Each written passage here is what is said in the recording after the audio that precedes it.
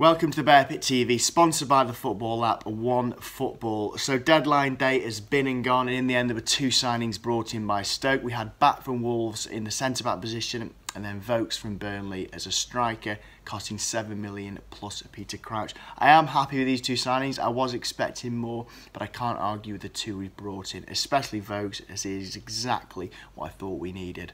From reading a few articles today, specifically Paul Hart's comments, it looks like Jones and the management team are going to revert back to the 4-4-2 diamond formation for this Saturday's away trip at Hull.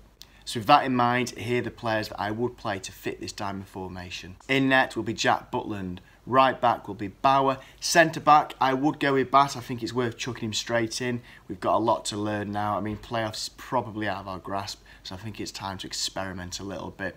Alongside Bat, I'd go with Indy. I think he's the best of the remaining centre backs. Shawcross and Williams have been very inconsistent this season, and I think when fit, Indy is our best centre back.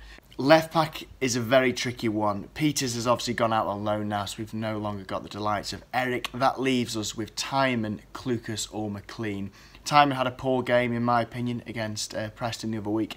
Clucas, I think, is better suited to midfield, and I think for want of a better option, that really does leave us with McLean, so that's who I would go for. I anticipate a load of comments criticising that decision by me in the comments. However, bear in mind the diamond formation does rely heavily on the fullbacks bombing forward, and I think McLean has got the energy to do that and the attacking credentials to back up that requirement of a fullback within a Nathan Jones team.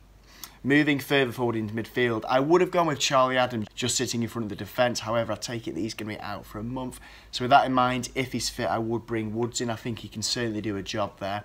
Just in front of Woods, I would go with Clucas and Etebo. I thought Etebo was our best player last week. Moving further forward and just behind the strikers, I would go with Joe Allen. Finally, the two strikers.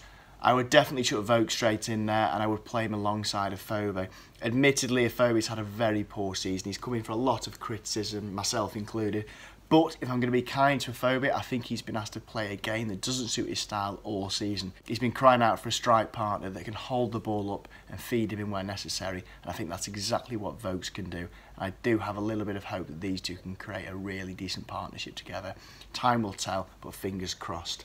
So there's my formation. As I mentioned, I anticipate that McLean at left back is going to get a load of stick. But if I'm wrong, let me know why. Who would you play at left back? Because I feel our options are a little bit limited now that Peters has gone. The playoff dream is probably almost certainly gone, but you never know.